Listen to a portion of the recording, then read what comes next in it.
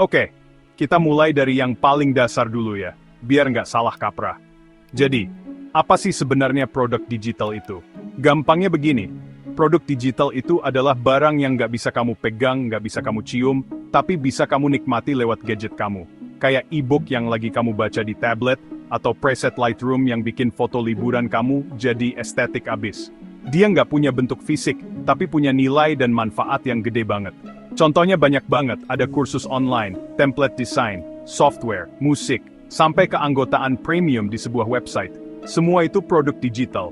Bedanya sama produk fisik, misalnya jualan kaos, itu jelas banget. Kalau jualan kaos, kamu harus mikirin bahan, sablon, ukuran, stok di gudang, sampai pengiriman yang kadang bikin pusing kepala. Nah, kalau produk digital, kamu cuma perlu bikin sekali. Sekali jadi kamu bisa jual berkali-kali, bahkan ribuan kali sini, tanpa perlu pusing mikirin stok habis atau ongkos kirim ke Papua. Enak kan? Proses produksinya mungkin butuh waktu dan keahlian, tapi setelah jadi, dia bisa jadi mesin uang pasif yang terus bekerja untukmu, bahkan kamu lagi tidur pules sambil ngorok.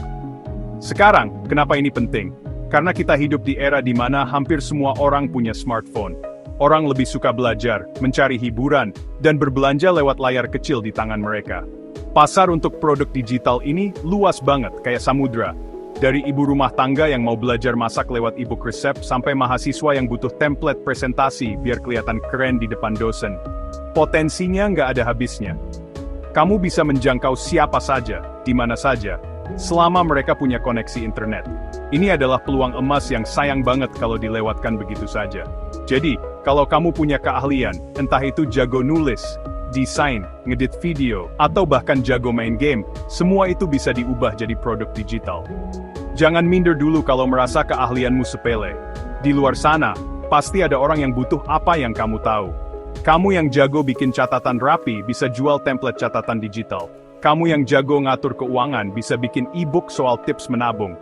Intinya, produk digital itu mengubah keahlianmu menjadi sesuatu yang bisa dijual dan dinikmati banyak orang, tanpa batas ruang dan waktu. Keren kan? Oke, produknya udah ada. Terus, gimana cara jualannya?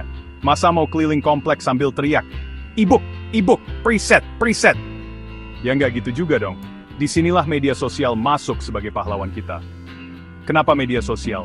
Jawabannya simple, karena semua orang ada di sana. Coba deh, sekarang kamu cek orang di sekitarmu. Pasti lagi pada nunduk liatin HP kan? Entah itu lagi scroll TikTok, lihat Instagram story teman, atau lagi berdebat di Twitter. Mereka semua adalah calon pelanggan potensialmu yang lagi ngumpul di satu tempat. Media sosial itu ibarat pasar malam raksasa yang gak pernah tutup. Buka 24 jam sehari, 7 hari seminggu. Kamu bisa buka lapak di sana gratis. Kamu nggak perlu sewa ruko mahal atau bayar iuran keamanan. Kamu cuma butuh akun dan koneksi internet. Di pasar malam digital ini, kamu bisa memamerkan produkmu ke ribuan, bahkan jutaan orang, tanpa harus keluar rumah. Kamu bisa langsung ngobrol sama calon pembeli, jawab pertanyaan mereka, dan dengerin masukan mereka secara langsung. Ini adalah kemewahan yang nggak dimiliki pedagang zaman dulu. Selain itu, media sosial memungkinkan kamu untuk membangun hubungan. Ini penting banget. Orang cenderung membeli dari orang atau merek yang mereka kenal, suka, dan percaya. Lewat media sosial, kamu bisa nunjukin siapa kamu di balik produk itu. Kamu bisa berbagi cerita proses pembuatannya, kasih tips-tips gratis yang relevan, atau sekadar nunjukin kegiatan sehari-harimu. Ini yang namanya membangun personal branding. Ketika orang merasa kenal sama kamu, mereka akan lebih percaya dan gak ragu buat beli produkmu. Mereka beli bukan cuma karena produknya bagus, tapi karena mereka suka sama kamu. Dan yang paling keren, media sosial itu punya efek bola salju. Satu konten bagus yang kamu buat bisa di-share, di-like, dan dikomentari oleh banyak orang. Terus, teman-teman mereka akan lihat. Dan teman dari teman mereka juga akan lihat. Tiba-tiba kontenmu bisa viral dan dilihat jutaan orang tanpa kamu keluar uang sepeser pun buat iklan. Ini kekuatan dari word of mouth digital. Makanya, mengabaikan media sosial untuk jualan produk digital itu sama kayak punya toko keren tapi di tengah hutan, nggak ada yang tahu dan nggak ada yang datang. Sayang banget. Sekarang kita bedah satu-satu ya. Mulai dari yang lagi naik daun banget, TikTok. Anggap aja TikTok ini panggung tunjukan di tengah pasar malam. Semua orang datang ke sini buat cari hiburan yang cepat, singkat, dan seru. Penggunanya, mayoritas anak muda, Gen Z dan milenial yang haus akan konten kreatif dan otentik. Mereka nggak suka sama iklan yang kaku dan dibuat-buat. Mereka suka video yang jujur, lucu, informatif, atau yang bisa bikin mereka bilang, wah, relate banget. Jadi, kalau mau jualan di sini, kamu harus jadi penghibur dulu, baru jadi pedagang. Fitur andalan TikTok itu jelas video pendeknya. Biasanya 15-60 detik, meskipun sekarang bisa lebih panjang. Kekuatannya ada di algoritma. Algoritma TikTok itu kayak dewa penolong, yang bisa nganterin videomu ke orang yang tepat, bahkan kalau kamu followernya masih nol. Makanya, banyak banget orang biasa yang tiba-tiba viral dalam semalam. Selain itu, ada banyak banget lagu, filter, dan efek yang bisa bikin videomu jadi lebih menarik, tanpa perlu skill ngedit yang dewa. Kamu bisa ikutin trend challenge atau pakai sound yang lagi viral, biar videomu lebih gampang ditemukan orang. Tips jualan di TikTok gimana? Pertama, jangan jualan terang-terangan. Bikin konten yang menghibur sambil menyelipkan jualan atau soft selling. Misalnya, kalau kamu jual e-book resep masakan, jangan cuma pamerin cover e-booknya. Bikin video kamu masak salah satu resep dari buku itu dengan cara yang cepat dan seru. Di akhir video baru kamu bilang, resep lengkapnya ada di e-book aku ya, link di bio. Cara ini jauh lebih efektif karena kamu ngasih nilai dulu ke penonton sebelum minta mereka untuk membeli sesuatu dari kamu. Kedua, konsisten dan otentik. Jangan cuma posting sekali terus ngilang. Coba deh posting setidaknya sekali sehari. Tunjukin proses di balik layar, kasih tips-tips singkat yang berguna, atau jawab pertanyaan dari audiens lewat video. Jadilah dirimu sendiri. Kalau kamu orangnya lucu, ya bikin konten lucu. Kalau kamu orangnya informatif, ya bikin konten yang edukatif. Orang di TikTok bisa mencium kepalsuan dari jarak ribuan kilometer. Semakin kamu jujur dan jadi diri sendiri, semakin orang akan terhubung dan akhirnya percaya sama kamu dan produk yang kamu tawarkan. Sekarang kita pindah ke platform yang lebih senior, si bapak dari segala media sosial, Facebook. Mungkin ada yang bilang Facebook itu udah tua, udah ditinggalin. Eits! Jangan salah, Facebook itu kayak om-om kaya raya yang kelihatannya santai, tapi kekuasaannya masih gede banget. Penggunanya sangat beragam, dari anak muda sampai kakek nenek, semuanya ada di sini. Demografinya paling luas dibanding platform lain. Ini artinya, apapun produk digitalmu, kemungkinan besar target pasarmu ada di Facebook. Mereka biasanya lebih suka konten yang informatif dan mendalam. Fitur unggulan Facebook itu banyak banget. Ada Facebook Page untuk bisnis, tempat kamu bisa membangun rumah resmi untuk brandmu. Lalu ada Facebook Group, ini senjata rahasia yang luar biasa. Kamu bisa bikin komunitas khusus untuk orang-orang yang tertarik dengan niche-mu. Misalnya, kamu jual kursus online tentang investasi saham, kamu bisa bikin grup belajar investasi saham untuk pemula. Di sana kamu bisa berinteraksi lebih dekat, berbagi ilmu, dan secara halus mempromosikan kursusmu. Jangan lupakan Facebook Ads, sistem iklannya canggih banget, bisa menargetkan orang berdasarkan umur, lokasi, minat, bahkan perilaku mereka. Gimana cara jualan di sini? Manfaatkan Facebook Group secara maksimal. Bergabunglah dengan grup-grup yang relevan dengan produkmu, atau lebih bagus lagi, buat grupmu sendiri. Jadilah anggota yang aktif dan bermanfaat. Jangan langsung spam link jualan. Kasih dulu tips, jawab pertanyaan orang, bagikan artikel yang berguna. Bangun reputasimu sebagai seorang ahli di bidang itu. Setelah orang-orang di grup itu kenal dan percaya sama kamu, baru sesekali kamu bisa tawarkan produkmu sebagai solusi dari masalah yang mereka hadapi. Ini strategi jangka panjang, tapi hasilnya solid banget. Selain itu, gunakan Facebook Page sebagai etalas profesionalmu. Posting konten yang lebih terstruktur di sini, seperti artikel blog, infografis, atau video tutorial yang lebih panjang. Manfaatkan juga fitur Facebook Live untuk mengadakan sesi Q&A atau webinar gratis. Ini cara yang bagus untuk membangun kedekatan dan menunjukkan keahlianmu secara langsung. Kalau kamu punya budget lebih, jangan ragu untuk mencoba Facebook Ads. Mulai dari budget kecil dulu, misalnya 25.000 sehari, untuk mengetes mana iklan yang paling efektif. Dengan target yang tepat, iklan di Facebook bisa jadi investasi yang sangat menguntungkan. Selanjutnya, kita mampir ke tetangganya Facebook yang lebih modis dan gaul, yaitu Instagram. Kalau Facebook itu koran, maka Instagram adalah majalah fashion. Semuanya tentang visual yang cantik, estetik, dan enak dipandang mata.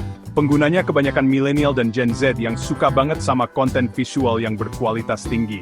Mereka datang ke Instagram untuk mencari inspirasi, melihat hal-hal yang indah, dan mengikuti gaya hidup idola mereka.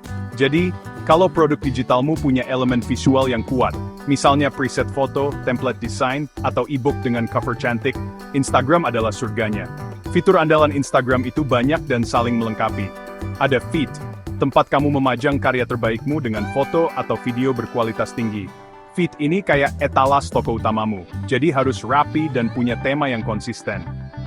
Lalu ada Instagram Stories, ini lebih santai dan personal.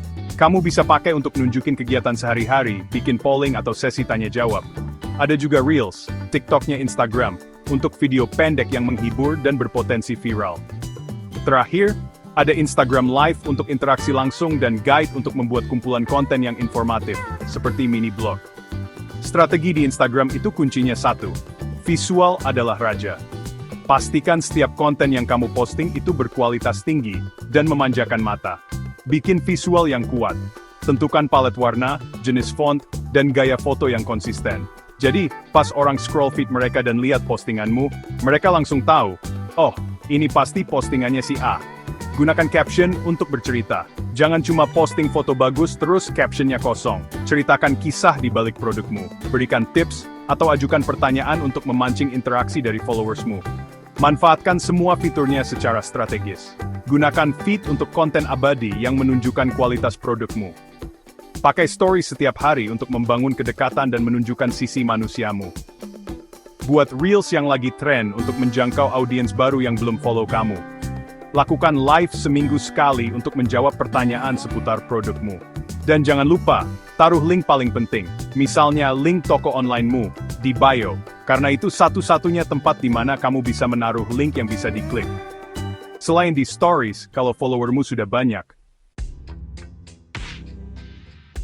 Sekarang kita ke tempat yang paling ramai dan kadang paling rusuh, Twitter, atau yang sekarang namanya jadi X. Anggap aja Twitter ini warung kopi 24 jam di pinggir jalan.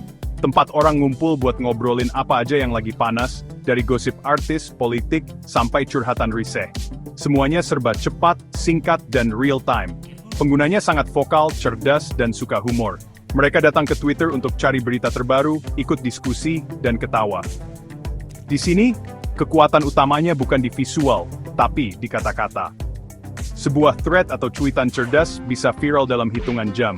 Fitur utama Twitter tentu saja adalah cuitan atau tweet yang dibatasi karakternya. Keterbatasan ini justru jadi kekuatan, karena memaksa kamu untuk merangkai kata seefektif mungkin. Lalu ada fitur thread, yaitu serangkaian tweet yang bersambung. Ini cocok banget untuk jualan produk digital yang butuh penjelasan panjang. Kamu bisa bikin thread informatif atau cool tweet yang mengedukasi audiensmu tentang suatu topik. Dan di akhir thread, kamu tawarkan produkmu sebagai solusi lengkapnya. Ada juga Space, fitur obrolan audio live yang mirip kayak podcast dadakan. Tips jualan di Twitter adalah jadi teman ngobrol yang asik. Jangan kaku kayak robot. Gunakan bahasa yang santai, relevan, dan kalau bisa selipkan humor. Ikuti percakapan yang lagi tren atau viral, tapi pastikan masih nyambung sama brandmu. Misalnya, lagi ada meme yang viral, kamu bisa coba ikut meramaikan dengan versi brandmu. Kecepatan adalah kunci di sini. Kalau ada berita besar yang relevan dengan niche-mu, segera buat cuitan atau thread untuk memberikan opinimu. Ini akan menunjukkan bahwa kamu up to date dan relevan. Strategi paling ampuh di Twitter adalah dengan membuat thread yang sangat bermanfaat. Pikirkan satu masalah yang dihadapi target audiensmu, lalu buat thread yang memberikan solusi langkah demi langkah secara gratis. Berikan dagingnya di awal, jangan pelit ilmu. Misalnya, cara memulai investasi reksadana dari nol. Sebuah thread. Kamu jabarkan semua dasarnya. Di tweet terakhir, baru kamu bilang, kalau mau belajar lebih dalam lengkap dengan studi kasus dan strategi lanjut, aku udah rangkum semuanya di e-book ini ya, sambil cantumkan link produkmu. Orang akan merasa berutang budi dan lebih mungkin untuk membeli. Terakhir, kita bahas platform yang butuh effort paling besar, tapi hasilnya juga bisa paling luar biasa, YouTube. YouTube ini, ibarat gabungan antara universitas dan bioskop. Orang datang ke sini untuk dua hal utama, belajar sesuatu, kayak tutorial, review, penjelasan, atau mencari hiburan seperti vlog, komedi, film.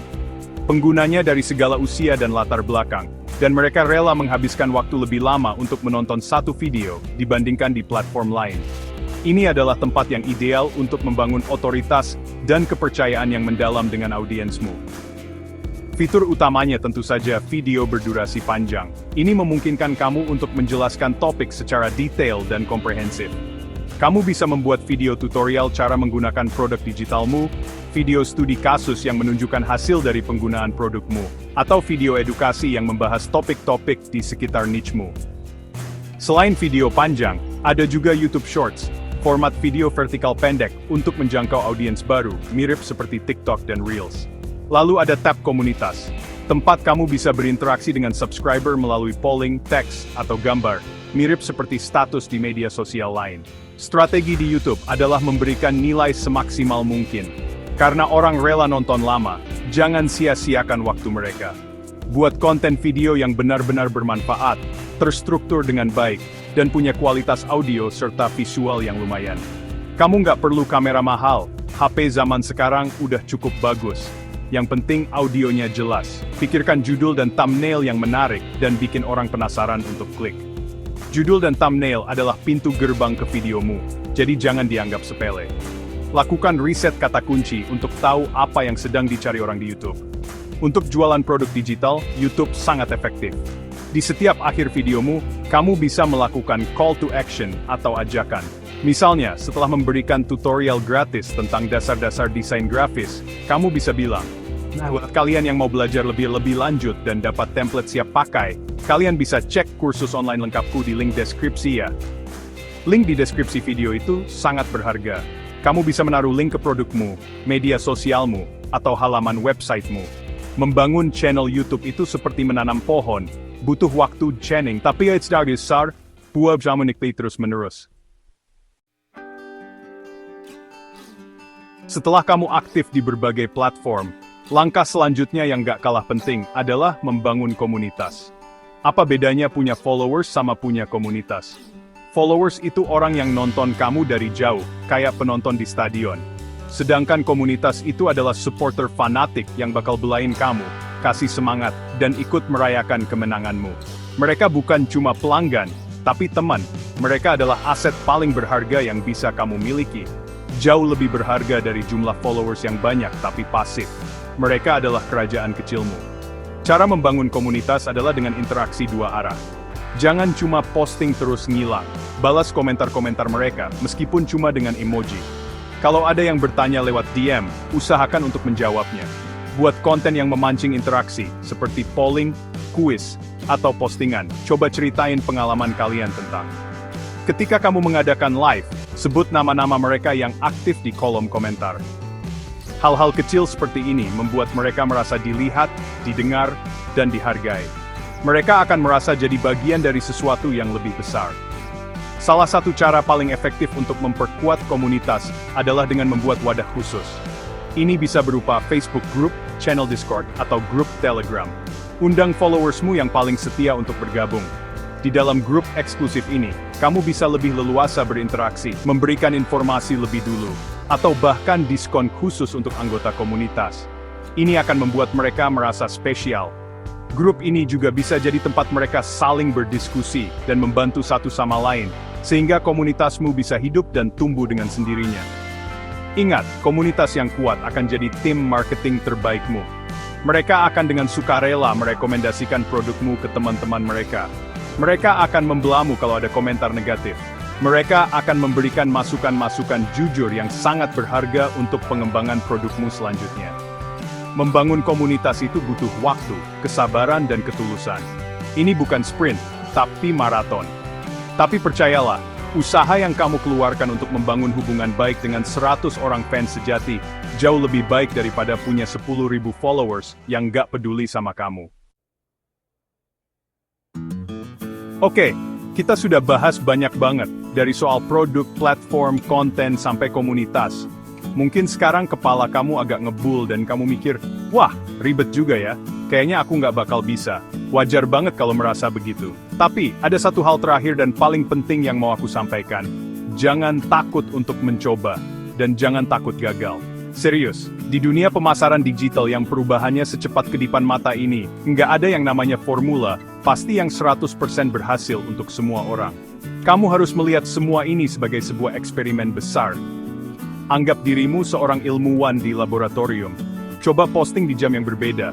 Coba bikin konten video dan konten gambar, lihat mana yang lebih disukai audiensmu. Coba pakai gaya bahasa yang serius, lalu coba pakai gaya bahasa yang lebih santai. Nggak ada yang benar atau salah di awal. Yang ada hanyalah data dan pelajaran. Setiap konten yang gagal, yang sepi, yang nggak ada yang like, itu bukan berarti kamu payah. Itu adalah data berharga yang memberitahumu. Oke, cara ini kayaknya nggak berhasil. Kita coba cara lain. Lihatlah angka-angka dan metrik, kayak engagement, reach, klik, bukan sebagai rapor yang menghakimi kamu, tapi sebagai peta yang menunjukkan arah. Oh, ternyata reach-nya tinggi, tapi engagement-nya rendah. Mungkin judulnya menarik, tapi isinya kurang. Oh, ternyata banyak yang klik link di bio, tapi nggak ada yang beli. Mungkin halaman penjualanmu perlu diperbaiki. Setiap angka menceritakan sebuah kisah. Tugasmu adalah belajar membaca kisah itu dan membuat perubahan berdasarkan apa yang kamu pelajari. Proses ini nggak akan pernah berhenti. Jadi, mulailah saja. Jangan nunggu semuanya sempurna. E-book pertamamu mungkin desainnya jelek, video pertamamu mungkin goyang-goyang, caption pertamamu mungkin kaku.